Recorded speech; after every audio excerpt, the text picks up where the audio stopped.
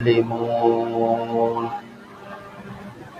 يا أيها الناس اتقوا ربكم الذي خلقكم من نفس واحدة وخلق منها زوجها وبث منهما رجالا كثيرا ونساء واتقوا الله الذي تساءلون به والأرحام إن الله كان عليكم رقيبا. يا أيها الذين آمنوا اتقوا الله وقولوا قولا سديدا يصلح لكم أعمالكم ويغفر لكم ذنوبكم ومن يطع الله ورسوله فقد فاز فوزا عظيما. أما بعد فإن خير الحديث كتاب الله وخير الهدي هدي محمد صلى الله عليه وسلم وشر الأمور محدثاتها وكل محدثة بدعة وكل بدعة ضلالة وكل ضلالة في النار. وقال تعالى: أعوذ بالله من الشيطان الرجيم. وما كان لمؤمن ولا مؤمنة إذا قضى الله ورسوله أمرا أن يكون لهم الخيرة من أمرهم ومن يعص الله ورسوله فقد ضل ضلالا مبينا. سورة أحزاب آية نمبر 36। যাবতীয় প্রশংসা আল্লাহ রাব্বুল আলামিনের জন্য, যার ঐকান্তিক মেহেরবানিতে গোলাপবাগ আহলে হাদিস জামে মসজিদ গোবিন্দগঞ্জ গাইবান্ধা অত্র জামে মসজিদে আজকের এই জুমার খুতবা ও সালাত আদায়ের উদ্দেশ্যে যে আল্লাহ রাব্বুল আলামিন আমাদেরকে সমবেত হওয়ার সুযোগ দান করেছেন, কৃতজ্ঞতা আদায় করছি আলহামদুলিল্লাহ। দরুদ ও সালাম বিশ্ব মানবতার মুক্তির দূত, মহাবিপ্লবের মহানায়ক, যার আদর্শকে বাস্তবায়ন করার লক্ষ্যে আমাদের সার্বিক প্রয়াস, মুহাম্মদুর রাসূলুল্লাহ সাল্লাল্লাহু আলাইহি ওয়াসাল্লামের প্রতি যাবতীয় দরুদ ও সালাম। প্রিয় উপস্থিতি, আজ জুমার খুতবার আলোচ্য বিষয় সামগ্রিক জীবনে ওহীর বিধানের নিঃশর্ত অনুসরণ। একজন মানুষ তার পূর্ণাঙ্গ জীবনে ওহীর বিধানকে নিঃশর্তভাবে মেনে চলবে। উক্ত শিরোনামে পবিত্র কোরআন ও বিশ্বনবীর মুখমিশ্রিত বাণী থেকে এক দালিলিক আলোচনা উপস্থাপন করার চেষ্টা করব ইনশাআল্লাহুল আজিজ। রব্বিশ রহলি সাদরি ওয়া ইয়াসসির লি আমরি ওয়াহলুল উকদাতাম মিন লিসানি ইয়াফকাহু কওলি। একবিংশ শতাব্দীতে যে যুগে আমাদের বসবাস, এই যুগটা হলো ওয়ার্ল্ড ওয়াইডের যুগ, গ্লোবালাইজেশনের যুগ। অ্যাজ লাইক এ স্পঞ্জ, গোটা পৃথিবীটা হলো একটা পুকুরের মতো।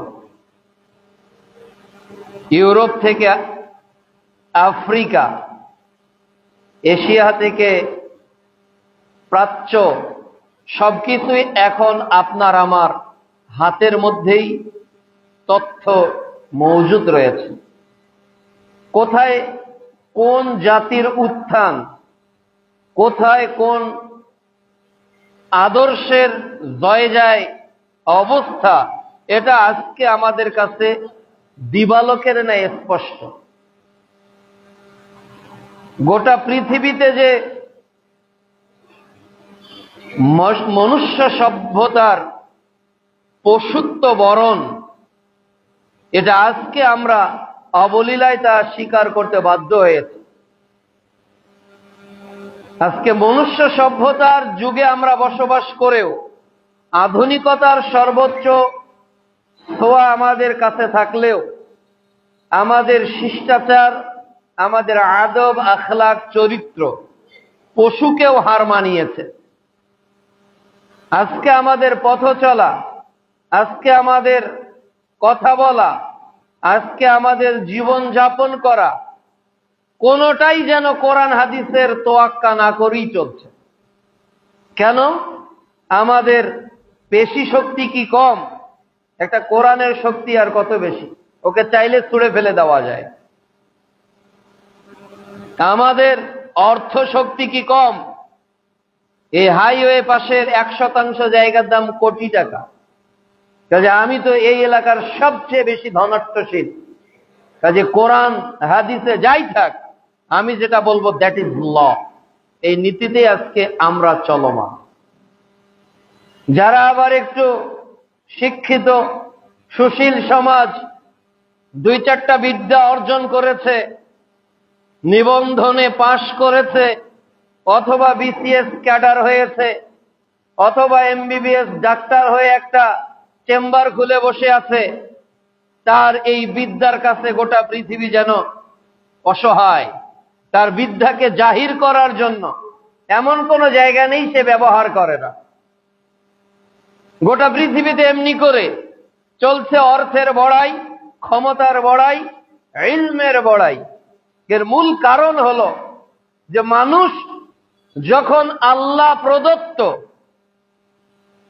সর্বশেষ এবং চূড়ান্ত বিধান থেকে দূরে সরে গেছে, যখন মানুষ ওহির অনুসরণ ছেড়ে দিয়েছে, তখন একটা মানুষ অবয়ে মানুষ হলেও তার আচরণে সে আর মানুষ হিসেবে সমাজে বসবাস করে না। তার মানুষত্বের স্ট্রাকচার হিউম্যান বডিতে থাকলেও তার অ্যাক্টিভিটিসে কখনো মনুষ্যত্বের পরিচয় বহন করে না। এজন্য আমাদের মানুষ হতে চাইলে, এ পৃথিবীর মানুষ যদি মানুষ হতে চায়, ডোনাল্ড ট্রাম্প যদি মানুষ হতে চায়, নরেন্দ্র মোদী যদি মানুষ হতে চায়, নেতানিয়াহু যদি মানুষ হতে চায়, আপনি আমি নামে মুসলমান যদি মানুষ হতে চাই, তাহলে আমাদের অনুসরণ করতে হবে আল্লাহ প্রদত্ত ওহির বিধান পুরো জীবনে। তাহলে আমরা প্রকৃত অর্থেই মানুষ হতে পারব। আর এই ওহির বিধানের নিঃশর্ত অনুসরণ, এটা মুসলিম হওয়ার অন্যতম একটি শর্ত। আমরা মুসলিম কেন? কেননা আমরা একজনের বিধান মানব বলে ঘোষণা দিয়েছি। আমরা মুসলিম কেন? আমরা একটা ওহির বিধানের নিঃশর্ত অনুসরণ করব বলে ওয়াদাবদ্ধ হয়েছি। এজন্য আমাদেরকে মুসলিম বলা হয়। একটা পশু তার আচরণ দেখে বোঝা যায় যে এটা বিড়াল। একটা পশু তার আচরণ দেখে বোঝা যায় এটা কুকুর। একটা পশু তার আচরণ দেখে বোঝা যায় এটা বাঘ। একটা পশু তার আচরণ দেখে বোঝা যায় এটা বানর। তাহলে আচরণ মানুষের, বৈশিষ্ট্য মানুষের, জাতের, গোষ্ঠীর, ন্যাশনালিজমের বহির্প্রকাশ ঘটায়। তা আমরা যে মুসলিম, আমরা যে এটা নিয়ে গর্ব করি যে বাংলাদেশে 90% মুসলমানের বসবাস, এই গর্বের পিছনে মূল কারণটা কি? যে মুসলমান একটা নীতির অনুসরণ করবে, মুসলমান একটা গাইডলাইন মেনে চলবে, মুসলমান তার জীবনে একটা বিধানকে আপদমস্তক মেনে চলবে উইদাউট কন্ডিশনে। সেটা হলো আল্লাহ প্রদত্ত ওহী। এই ওহীর বিধান মানতে প্রত্যেক মুসলিম, আমিও আপনি বাধ্য। আল্লাহ রাব্বুল আলামিন আমাদেরকে এ বিষয়ে স্পষ্টভাবে ঘোষণা দিয়েছেন। অস্পষ্ট না, স্পষ্ট। সূরা আহজাব পারা 22 আয়াত 33, অধ্যায় 33 আয়াত 36। আল্লাহ রাব্বুল আলামিন বলছেন, ওয়ামা কানা লিমুমিনিন ওয়ালা মুমিনাত, কোন মুমিন নারী এবং মুমিন পুরুষ, শুধুমাত্র আল্লাহ পুরুষদের জন্য বলেনি, কোন মুমিন নারী এবং কোন মুমিন পুরুষ, ইদা কাদাল্লাহু ওয়া রাসূলুহু আমরা, আল্লাহ এবং তার রাসূল যদি তাদেরকে কোনো নির্দেশ দেয়, কোনো আদেশ করে, আল্লাহ আদেশ করেছে, মুহাম্মদ সাল্লাল্লাহু আলাইহি ওয়াসাল্লাম আদেশ করেছে, কাকে? কোন মুমিন নারী অথবা মুমিন পুরুষকে।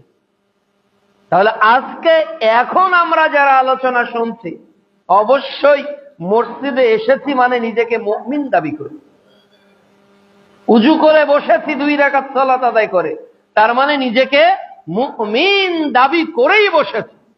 যদি আমি আপনি মুমিন দাবি করি, আর এই মুমিনের শর্ত হলো আল্লাহ এবং তার রাসূল যদি কোনো নির্দেশ দেয়, কোনো আদেশ করে, তাহলে আইয়াকুনা লাহুমুল খিয়ারা মিন আমরি, কোনো ইখতিয়ার নেই, কোনো অধিকার নেই আল্লাহর এই আদেশকে অমান্য করা, কোনো অধিকার নেই আমাদের। আল্লাহ যদি কোনো আদেশ দেয়, এটা করতে হবে, বান্দা তোমাকে এটা মেনে চলতে হবে। এই আদেশ যদি আল্লাহর পক্ষ থেকে আসে, আর কোনো অধিকার নেই, মানে আপনি এক্সকিউজ বলতে পারবেন না, কোনো এক্সটেন্ড সাবমিট করতে পারবেন না, উইদাউট কন্ডিশনে আপনাকে আমাকে তা মেনে চলতে হবে, যদি আপনি মুমিন বলে নিজেকে দাবি করেন। এরপর আল্লাহ তাআলা বলছেন, ওয়ামান ইয়াসিল্লাহা ওয়া রাসূলাহু, যে ব্যক্তি আল্লাহ এবং তার রাসূলের অবাধ্যতা করবে, ওই যে আদেশ মানলো না, নির্দেশ মেনে চললো না, আল্লাহ এবং তার রাসূলের অবাধ্যতা করে, ফাকাদ দাল্লা, তাহলে সে পথভ্রষ্ট হয়ে যাবে, দালালান মুবিনা, একেবারে স্পষ্ট। মানে ওই লোক যে পথভ্রষ্ট, এটা অস্পষ্ট নয়, এটা স্পষ্ট। ওই লোক যে পথভ্রষ্ট, আল্লাহ রাব্বুল আলামিন বলছেন এটা স্পষ্ট। তাহলে স্পষ্ট পথভ্রষ্ট কে? ওই মুমিন। স্পষ্ট পথভ্রষ্ট কে? ওই মুমিন পুরুষ এবং ওই মুমিন নারী, যারা আল্লাহর বিধান, আল্লাহর আদেশ, আল্লাহর রাসূলের নির্দেশ পাওয়ার পরেও এটার বিরুদ্ধাচরণ করবে, এটার বিপরীত কিছু করবে, তাহলে তারা পথভ্রষ্ট হয়ে যাবে।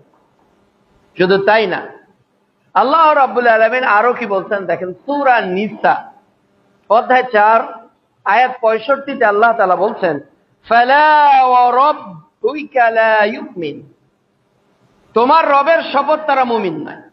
ফালা ওয়া রাব্বিকা লা ইউমিন, আল্লাহ বলছেন আমি কসম করে বলছি, আল্লাহ কসম করছেন যে তারা মুমিন না। কারা মুমিন না?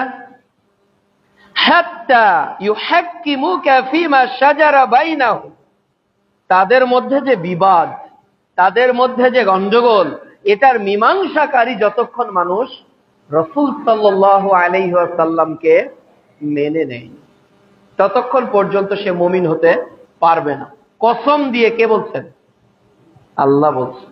আল্লাহ তার কসম খেয়ে বলছেন, আমি রব আমার কসম করে বলছি তোমরা মুমিন নও, তোমরা মুমিন নও। যত সালাত আদায় করেন, যত সিয়াম পালন করেন, হজ করেন, যাকাত করেন, আল্লাহর রাসূলকে যদি মীমাংসার বিচারক না মানেন, জাজমেন্ট কার হাতে থাকবে? কে বিচার করবে? আইন কে পাস করবে? এই অধিকার, এই অথরিটি যদি পৃথিবীর মানুষ মুহাম্মদ সাল্লাল্লাহু আলাইহি সাল্লামকে প্রদান না করে, তাহলে তারা ঈমানদার হতে পারবে না। 1450 বছর আগে আল্লাহ তাআলা ঘোষণা করেছেন। শুধু তাই না, এরপর আল্লাহ রাব্বুল আলামিন বলছেন যে সুম্মা লা ইয়াজিদু ফীমা আনফুসিহিম, আল্লাহ রাসূল সাল্লাল্লাহু আলাইহি সাল্লাম যে ফয়সালা দিয়েছেন, এটাতে অন্তরে কোনো সংকীর্ণতা আর রাখা যাবে না। যে যা দিয়েছেন এটাই চূড়ান্ত, এটা নিশ্চিন্তে মেনে নিতে হবে আপনাকে ও আমাকে। আল্লাহ রাব্বুল আলামিন অন্যত্রে বলছেন, সূরা নিসা অধ্যায় 4 আয়াত 115, যে ওমাই ইউশাকিকুর রাসূল মিন বা'দি মা তাবায়্যানা লাহুল হুদা, যে ব্যক্তি সত্য প্রকাশিত হওয়ার পর রাসূলের বিরোধিতা করে। এতদিন জানতেন না হক কোনটা, এতদিন জানতেন না বাতিল কোনটা, এতদিন জানতেন না তাওহীদ কোনটা, এতদিন জানতেন না শিরিক কোনটা, এতদিন জানতেন না বেদাত কোনটা, এতদিন জানতেন না সুন্নত কোনটা, এতদিন জানতেন না নাওয়াকিদুল ঈমান কি কি কারণে হয়। কিন্তু সত্য প্রকাশিত হওয়ার পর যদি আপনি রাসূলের বিরোধিতা করেন এবং মুমিনদের বিপরীত কিছু করেন, আল্লাহ রাব্বুল আলামিন বলছেন যে নুওয়াল্লিহি মা তাওয়াল্লা, আল্লাহ রাব্বুল আলামিন তাকে ওই পথেই নিয়ে যাবেন যে পথে সে যেতে চায়। শিরিক করতে চান, আল্লাহ বলছে করো। বেদাত করবেন, করেন। কুফরি করবেন, করেন। তাগুতের নীতি অবলম্বন করবেন, করেন। আল্লাহ বলছে তারা যেটা চায় আল্লাহ তাদেরকে সে পথেই নিয়ে যাবেন, কিন্তু তাদের জন্য রয়েছে আযাব, তাদের জন্য রয়েছে জাহান্নাম, যারা আল্লাহ এবং তার রাসূলের নির্দেশকে অমান্য করে। রাসূল সাল্লাল্লাহু আলাইহি সাল্লামকে সুপ্রিম পাওয়ার দেওয়ার পিছনে কারণ কি? কেন আল্লাহ রাব্বুল আলামিন রাসূল সাল্লাল্লাহু আলাইহি সাল্লামকে এত সুপ্রিম পাওয়ার দিলেন যে তার বিধানটাই চূড়ান্ত? আল্লাহ রাব্বুল আলামিন বলছেন সূরা হাশর অধ্যায় 59 আয়াত 7, যে মা আতাকুমুর রাসূলু ফাখুযুহু, আমার নবী যেটা দেয় এটা গ্রহণ করো। তাহলে মুহাম্মদ সাল্লাল্লাহু আলাইহি সাল্লাম যেটাই দিবেন ওটা আপনাকে কি করতে হবে? গ্রহণ করতে হবে। আর ওয়ামা নাহাকুম আনহু ফান্তাহু, আর তিনি যা নিষেধ করবেন তা বর্জন করতে হবে, তা বর্জন করতে হবে। এই নির্দেশ একেবারেই চূড়ান্ত, এটা সুপ্রিম কোর্ট থেকে এসেছে, বাংলাদেশের না, জাতিসংঘের না, এটা মানব জাতির স্রষ্টা আল্লাহ রাব্বুল আলামিন তার নবীকে অথরিটি দিয়েছেন যে মানুষ সেটাই মেনে চলবে যা মুহাম্মদ সাল্লাল্লাহু আলাইহি ওয়াসাল্লাম আদেশ করেছে।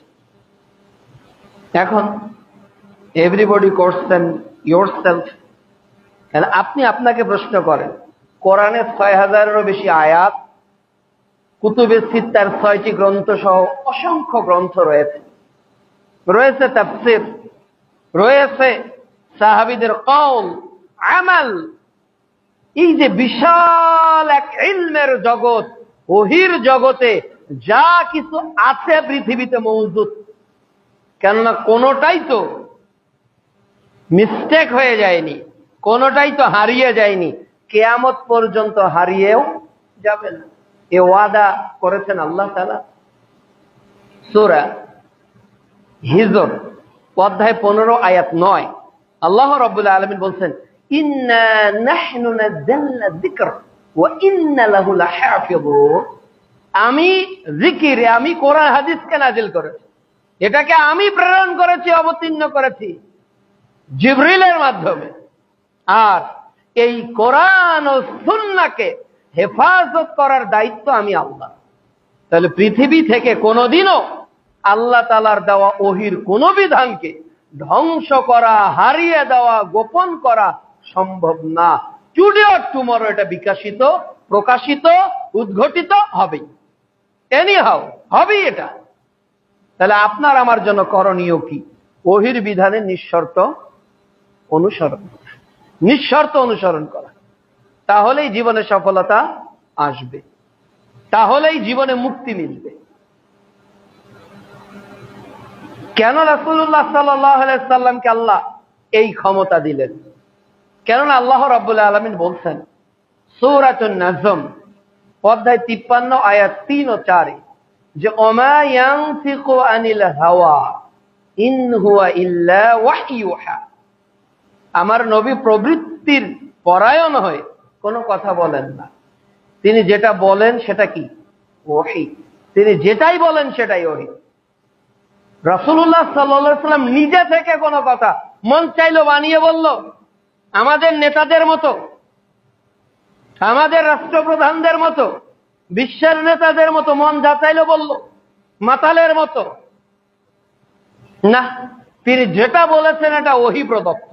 ওটা জিবরিল, আল্লাহ রাব্বুল আলামিন জিবরিলের মাধ্যমে মুহাম্মদ সাল্লাল্লাহু আলাইহি ওয়াসাল্লামকে জানিয়েছেন, মুহাম্মদ সাল্লাল্লাহু আলাইহি ওয়াসাল্লাম তাই বলেন।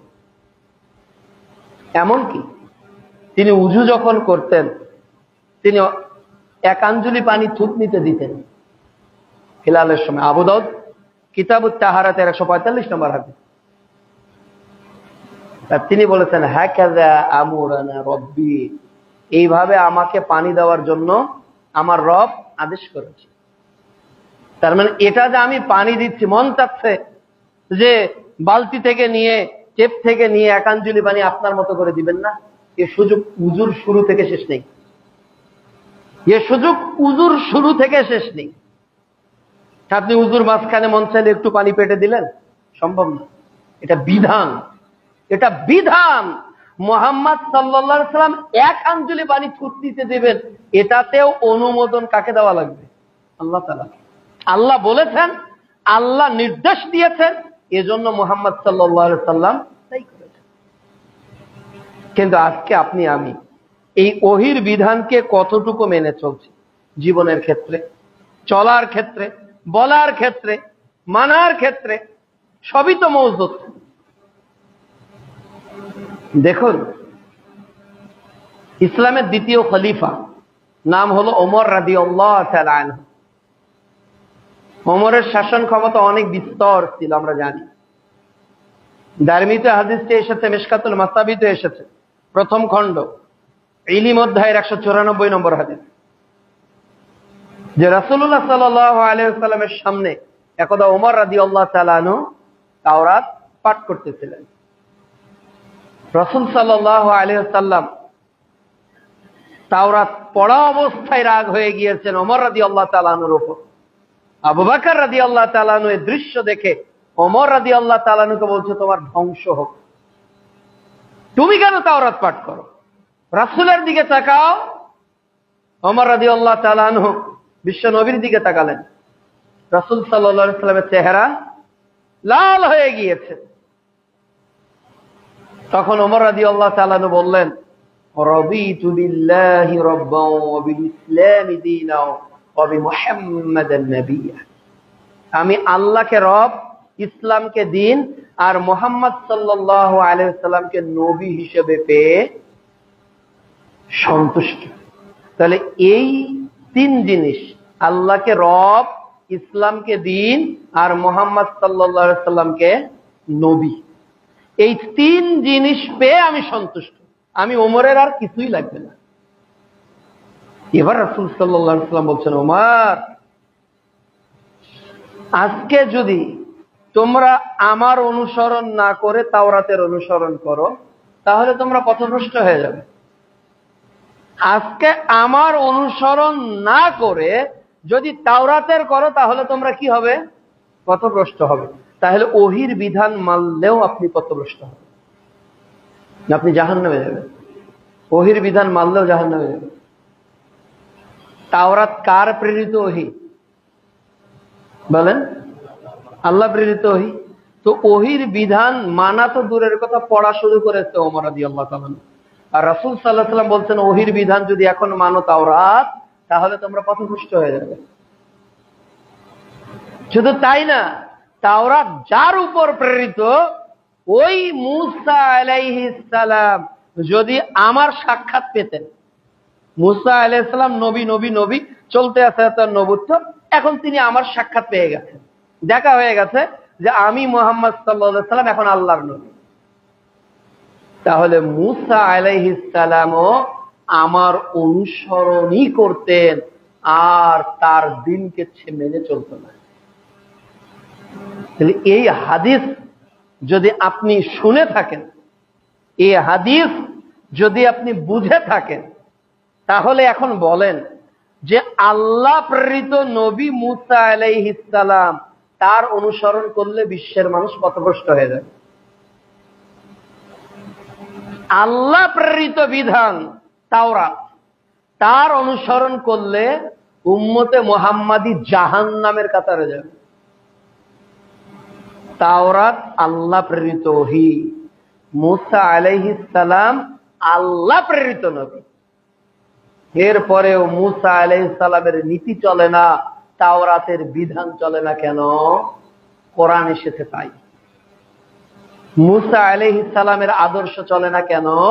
মুহাম্মদ সাল্লাল্লাহু আলাইহি সাল্লাম এসেছেন তাই চলে না।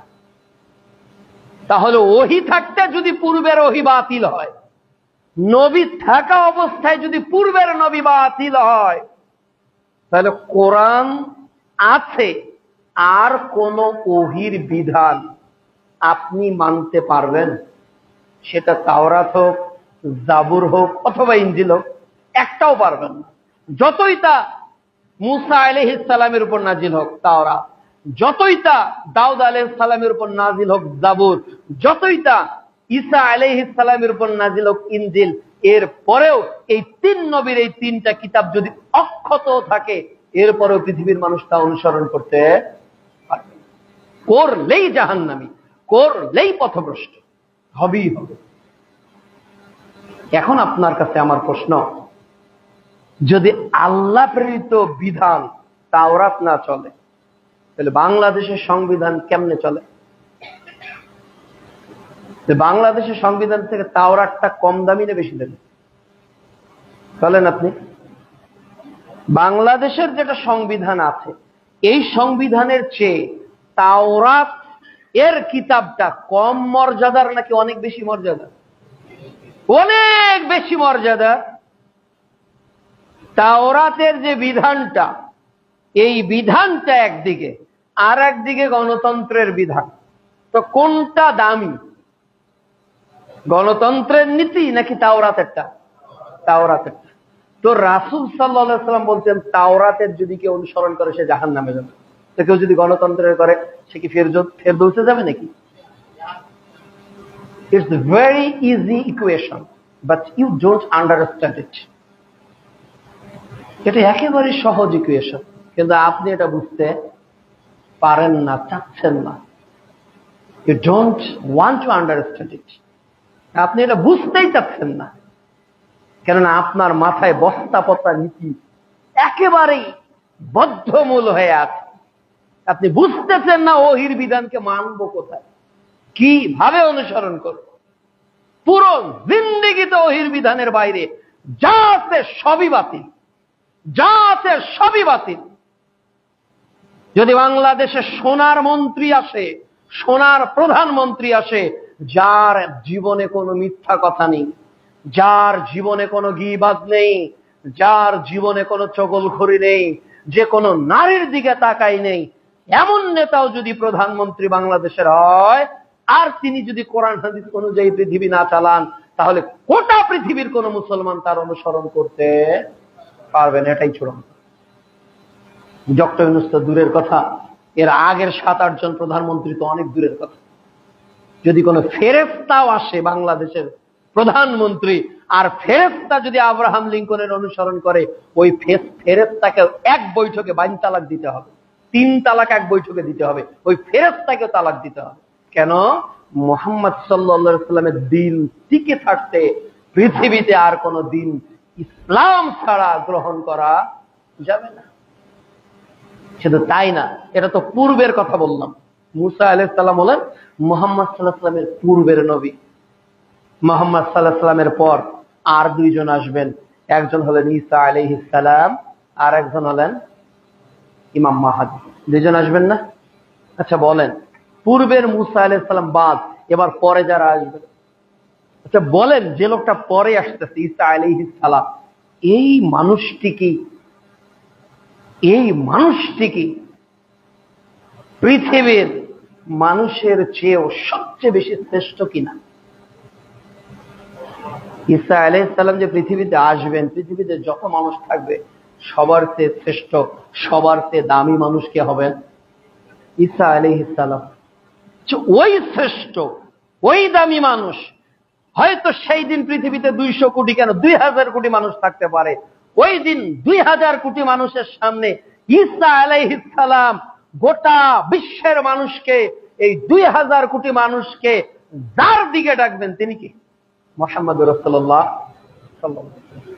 আপনি এখনো বুঝতে পারেন না যে 2000 কোটি মানুষ যদি ঈসা আলাইহিস সালাম যখন পৃথিবীতে আসবেন তখন থাকেন, এই গোটা 2000 কোটি মানুষকে ঈসা আলাইহিস সালাম বলবেন, এই পৃথিবীর মানুষ, আসো মুহাম্মদ সাল্লাল্লাহু আলাইহি ওয়াসাল্লামের অনুসরণ করি, আসো মুহাম্মদ সাল্লাল্লাহু আলাইহি ওয়াসাল্লামের আদর্শ মেনে চলি, আসো মুহাম্মদ সাল্লাল্লাহু আলাইহি ওয়াসাল্লামের তরিকা মেনে চলি। তাহলে 2000 কোটি মানুষ পৃথিবীতে যদি থাকে ঈসা আলাইহিস সালামের সময়, ওই ঈসা আলাইহিস সালাম এত ভদ্র, এত নম্র, এত প্রিয় মানুষ আল্লাহ, এর পরেও ওই নবী ডাকবে কার দিকে? মুহাম্মদ সাল্লাল্লাহু আলাইহি ওয়াসাল্লামের দিকে। তাহলে পৃথিবীতে আর কে ডাকবে মুহাম্মদ সাল্লাল্লাহু আলাইহি ওয়াসাল্লামের নীতির বাইরে?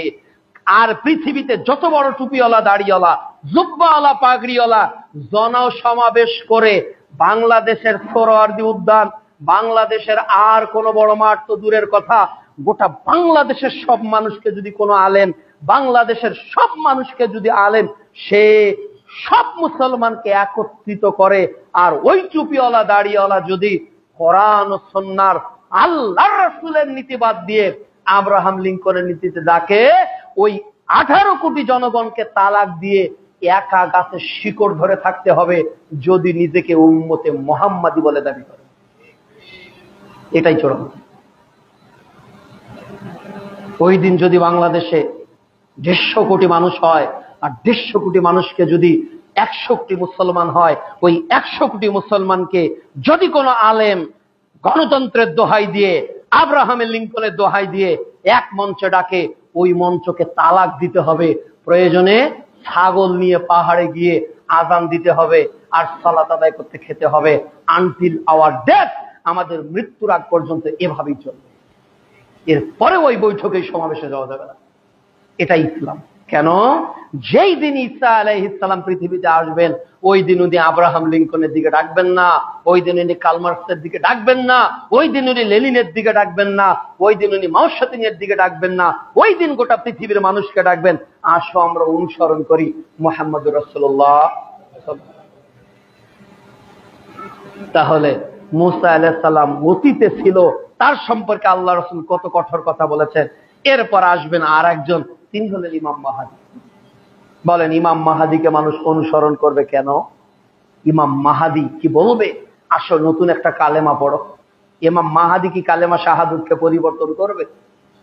লা ইলাহা আশহাদু আল্লা ইলাহা ইল্লাল্লাহ ওয়া আশহাদু আন্না ইমাম মাহাদি নবিউল্লাহ, এমন কোন কালেমা পড়ে কি পৃথিবীর মানুষকে ইমাম মাহাদি ডাকবে? ওই দিন ইমাম Mahdi Karl Marx, Lenin, Socrates, Abraham লিঙ্কনের এই নোংরা বস্তা পচা কোন নীতির দিকে ডাকবে না। ওই দিন ইমাম মাহাদি গোটা পৃথিবীর মানুষকে ডাকবে কওলু লা ইলাহা ইল্লাল্লাহ। ওই দিন ইমাম মাহাদি পৃথিবীর মানুষকে বলবে ওমা আতাকুমুর রাসূলু ফাখুযুহু ওয়া মা নাহাকুম আনহু ফান্তাহু। ওই দিন মাহাদি যা মানুষকে যেভাবে ডাকবে, যেভাবে ঈসা আলাইহিস সালাম ডেকেছেন, অর্থাৎ কোরআন ও সুন্নাহর বাইরে তারা নতুন আর একটা শব্দ চয়ন করে শরীয়তের ভিতর ঢোকাবেন না। তাহলে প্রিয় উপস্থিতি, কিভাবে আপনি ওহীর অনুসরণ করবেন এটা বোঝানো তো খুবই কঠিন। আর একটা হাদিস বোঝাই, দেখি আপনি কতটুকু বুঝতে পারেন। শোনেন, আবু দাউদে আছে, হজ অধ্যায়ের 1873 নম্বর হাদিস। ওমর রাদিয়াল্লাহু তাআলা আনহু হজ করার সময় তো হাজরে আসওয়াদকে দেখলেন। হাজরে আসওয়াদকে দেখে তিনি বললেন, ইন্নী আ'লামু আনতা হাজারুন, আমি জানি তুমি একটা পাথর। কে বলছে? ওমর রাদিয়াল্লাহু আনহু। যে হাজরে আসওয়াদকে চুম্বন দেওয়ার জন্য আমরা কি হজের মূল কাউকে মারা যাবে না, ওটাই ঘুতাঘুতি করি, চুম্বন দিই। আর ওমর রাদিয়াল্লাহু তাআলা বলছে, আমি জানি ইউ লাইক এ স্টোন, আমি জানি তুমি একটা পাথর, তুমি ওমরের কোনো ক্ষতিও করো না, তুমি ওমরের কোনো উপকারও করো না। তুমি পাথর, ওমরের কোনো ক্ষতি করতে পারবে না, ওমরের কোনো উপকারও করতে পারবে না। আমি যদি মুহাম্মদ সাল্লাল্লাহু আলাইহি সাল্লামকে তোমাকে চুমু দিতে না দেখতাম, আমি ওমর রাদিয়াল্লাহু তাআলা তোমাকে চুমু দিতাম না। বলেন তো রাসূলের অনুসরণ কাকে বলে? ওহির অনুসরণ কাকে বলে? তাহলে ওমর রাদিয়াল্লাহু তাআলা পাথরটা চুমু দিয়েছেন কেন? কেননা ওই পাথরে চুম্বন দিয়েছেন মুহাম্মদ রাসূলুল্লাহ সাল্লাল্লাহু আলাইহি ওয়াসাল্লাম। তাহলে মুহাম্মদ সাল্লাল্লাহু আলাইহি ওয়াসাল্লাম ওই পাথরে চুমু দিয়েছেন কেন? আল্লাহ ওহির মাধ্যমে মুহাম্মদ সাল্লাল্লাহু আলাইহি ওয়াসাল্লামকে ওই পাথরে চুম্বন দিতে। তাহলে জীবনের প্রতিটি ক্ষেত্রে আপনাকেও আমাকে নিঃশর্তভাবে অনুসরণ করতে হবে। কোন বিধানের? ওহির বিধানের। ওহির বিধানের। আমরা ওহির বিধান কতটুকু অনুসরণ করি? আল্লাহ রাব্বুল আলামিন বলছেন সূরা বাকারা অধ্যায় 2 আয়াত 208 আল্লাহ বলছেন উদখুলু ফিস সিলমি কাফা, তোমরা পরিপূর্ণভাবে ইসলামে প্রবেশ করো। কাকে বলছে? আমাকে আপনাকে, যারা মুমিন, বলছে পরিপূর্ণভাবে প্রবেশ করো। আপনাকে যদি এখানে বলা হয় যে আপনি মসজিদে প্রবেশ করেন, মসজিদে প্রবেশ করেন, তাহলে আপনার পা যদি একটা বাইরে থাকে তাহলে কি আপনি মসজিদে প্রবেশ করলেন? আপনার মাথা যদি বাইরে থাকে, পেটটা যদি বাইরে থাকে, তার মানে মসজিদে প্রবেশ করতে গেলে পুরোটাই আপনাকে ঢুকিয়ে দিতে হবে। আচ্ছা, পুরোটা যখন ঢুকাবেন এই মসজিদে, তখন মসজিদের যে আদব আছে এর বাইরে আর কিছু করা যাবে? এর বাইরে আর কিছু করা যাবে? আচ্ছা, মসজিদে ঢুকলেন, স্ত্রী সহবাস করা, আপনার যে বৈধ স্ত্রী আছে তার সঙ্গে আপনি যে কোনো সময় সহবাস করা জায়েজ না? না জায়েজ? জায়েজ, বরং নেকি আছে। স্ত্রী সহবাস করলে কি হয়? নেকি হয়, নেকি হয়। এখন যদি আপনি মসজিদে এসে স্ত্রী সহবাস করতে চান, হবে না। কেন? মসজিদের এই 1200 স্কয়ার ফিট, 1600 স্কয়ার ফিটে ঢোকার পর একটা নির্দিষ্ট আমল মুহাম্মদ সাল্লাল্লাহু আলাইহি ওয়াসাল্লাম বলে দিয়েছেন যে মসজিদে ঢুকলে কি কি করা যাবে আর কি কি করা যাবে না, এটা তিনি বলে দিয়েছেন। তাহলে হালাল কাজ স্ত্রী সহবাস, এটা মসজিদে করা যায় না কেন? কেননা মসজিদের আদবের খেলাফ, এটা খেলাফ আদবের। তাহলে মসজিদে যখন ঢুকবেন তখন মসজিদের যাবতীয় আদব নিয়ে আপনাকে ঢুকতে হবে, নিজের মতো করে ঢুকতে পারবেন না। তাহলে ইসলামে যখন আপনি ঢুকতে চাচ্ছেন, ইসলাম মনে করেন এই ঘরটা একটা ইসলাম, আচ্ছা ইসলামে যখন আপনি ঢুকবেন তখন কিভাবে ঢুকবেন? তখন কিভাবে ঢুকবেন? ইসলামে যতটুকু বিধান আল্লাহ মেনে চলতে বলেছে ততটুকু বিধানকে সাথে নিয়ে ঢুকতে হবে, তাই নয় কি? ততটুকু বিধানকে। এখন আপনি সালাত নিয়েছেন, সিয়াম নিয়েছেন, হজ নিয়েছেন, যাকাত নিয়েছেন, এবার আপনার কাঁধে সুদ আছে, ইসলামের মধ্যে ঢুকতে পারবেন? আপনার কাঁধে শ্বশুরের যৌতুক আছে, ঢুকতে পারবেন? আপনার কাঁধে অন্যের আত্মসাৎ করা জমি আছে, ঢুকতে পারবেন ইসলামের মধ্যে? তাহলে এটা উদখুলু ফিস সিলমি কাফা নয়।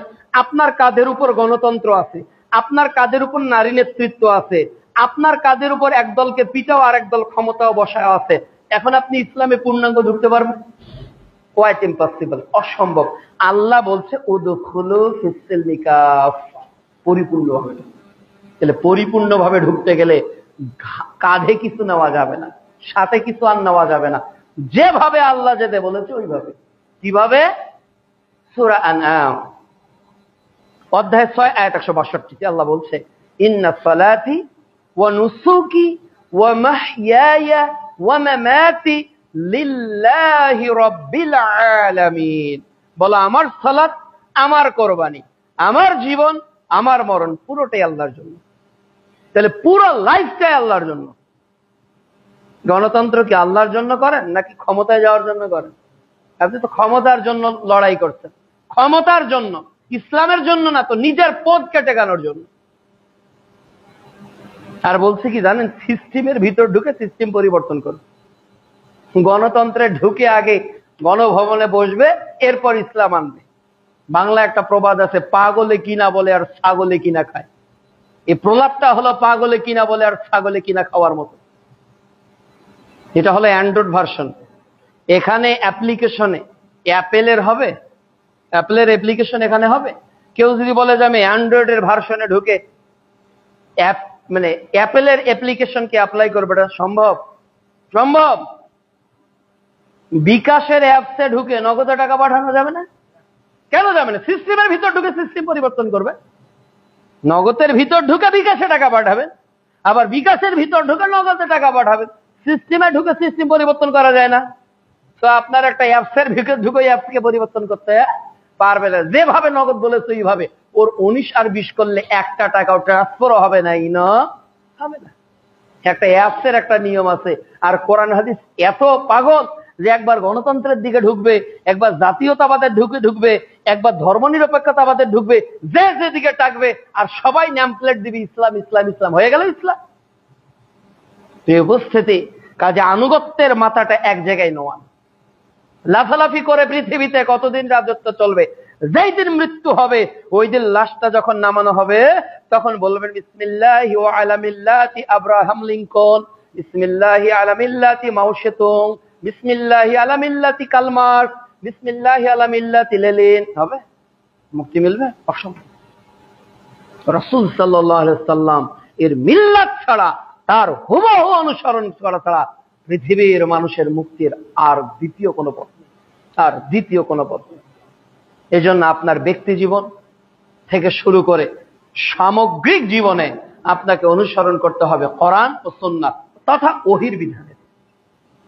কিন্তু আজকে আপনি আমি দেখুন, আমরা আহলুল হাদিস অনেকে নিজেকে দাবি করি, সবাই নিজেকে দাবি করি, কিন্তু আমরা প্রকৃত অর্থে আহলুল হাদিস নই। আপনি কেমন আহলে হাদিস? মেয়ের যখন বিয়ে দেন তখন দাড়ি চেঁচা জামাই হলেও চলবে যদি জামাই সরকারি চাকরিজীবী হয়। আপনি মুনাফিক মার্কা আহলে হাদিস।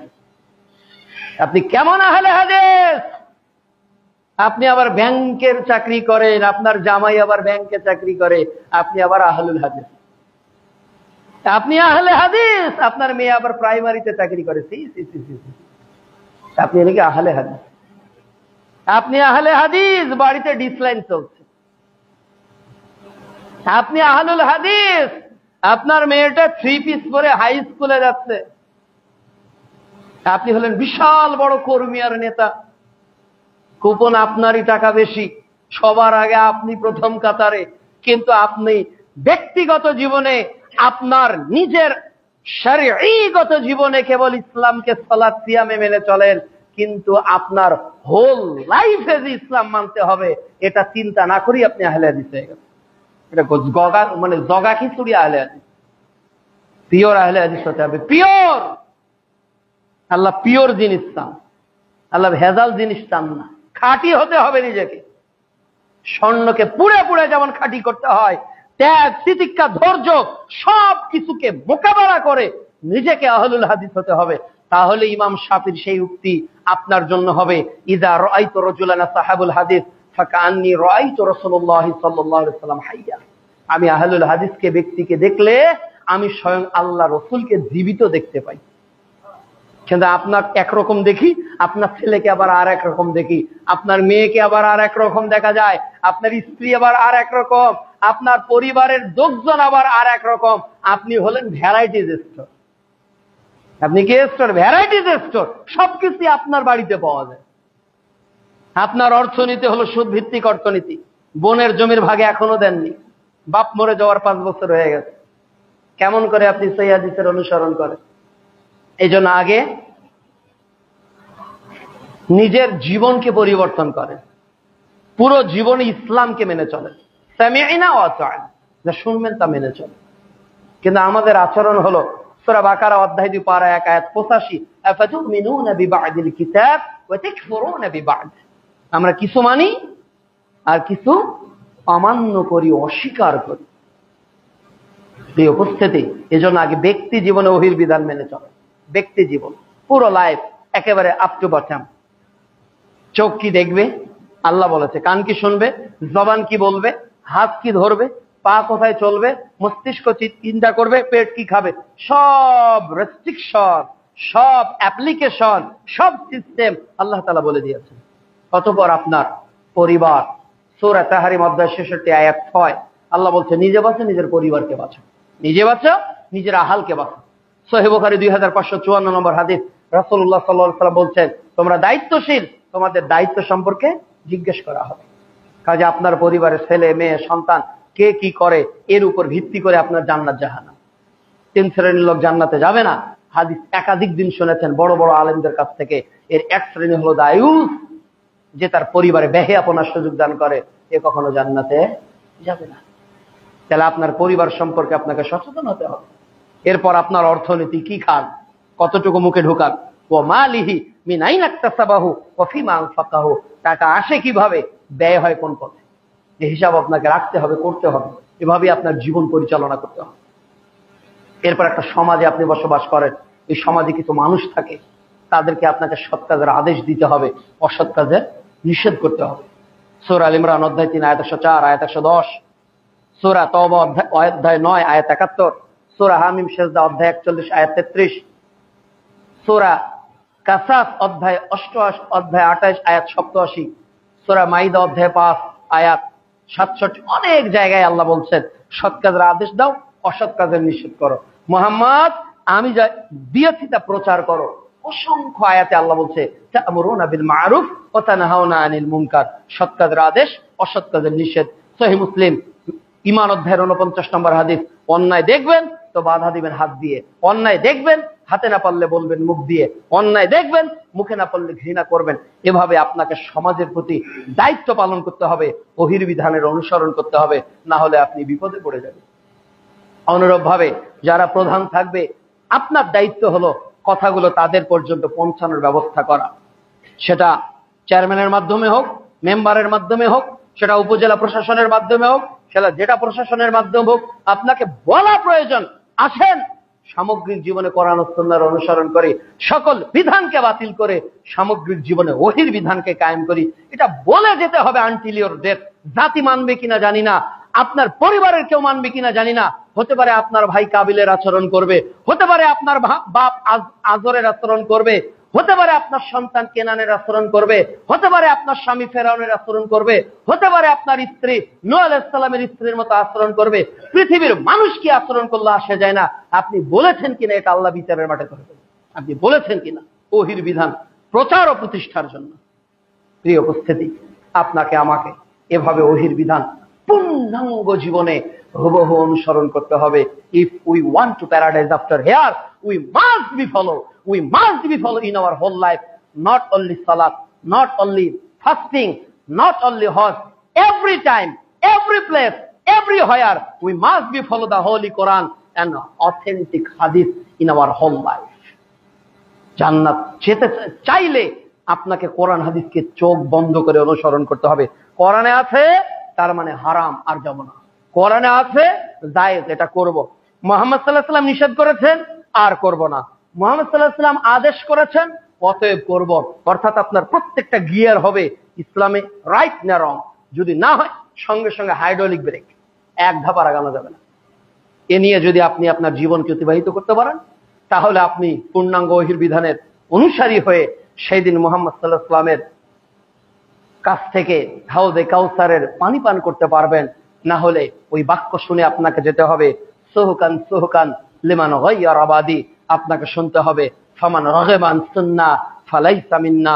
ওই দিন দুরভিত হওয়ার চেয়ে আল্লাহ রাসূলের কাছ থেকে নেতা আপনাকে গালি দিক আসে যায় না, পৃথিবীর মানুষ আপনাকে জেল জুলুম দিক আসে যায় না। মুহতারাম আমিরে জামাত 3 বছর 6 মাস 6 দিন জেলখানায় ছিলেন, কই হকের সামনে বাতিলের সামনে তো মাথা নত করেন নাই, বাতিলের সামনে মাথা নত তো করেন নাই। নীতির উপর ইমাম আহমদ ইবনে হাম্বলকে কুকুর দিয়ে লেলিয়ে দেওয়া হচ্ছে। ইমাম তাইমিয়াকে রাহমাতুল্লাহকে 8 বছর জেলখানায় ঢোকানো হচ্ছে, বের করানো হচ্ছে 8 বার। কই তারা তো হকের সামনে দৃঢ় থেকে বাতিলের সামনে মাথা নত করেন নাই, আপনাকেও করা যাবে না। ইন্নাল্লাযীনা ক্বালু রাব্বুনাল্লাহ সুম্মা ইসতাকামু, অবিচল থাকতে হবে। আল্লাহ রাব্বুল আলামিন যেন আমাদেরকে আমাদের পূর্ণাঙ্গ জীবনে ইসলামের পুরোরূপে অনুসরণ করার প্রচেষ্টায় থাকার তৌফিক আল্লাহ তাআলা দান করেন। আল্লাহুম্মা আমিন।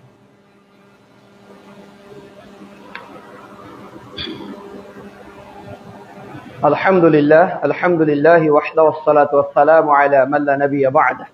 আল্লাহুম্মা সাল্লি আলা মুহাম্মাদিন ওয়া আলা আলি মুহাম্মাদ কামা সাল্লাইতা আলা ইব্রাহিম ওয়া আলা আলি ইব্রাহিম ইন্নাকা হামিদুম মাজিদ। اللهم بارك على محمد وعلى آل محمد كما باركت على إبراهيم وعلى آل إبراهيم إنك حميد مجيد. ربنا ظلمنا أنفسنا وإن لم تغفر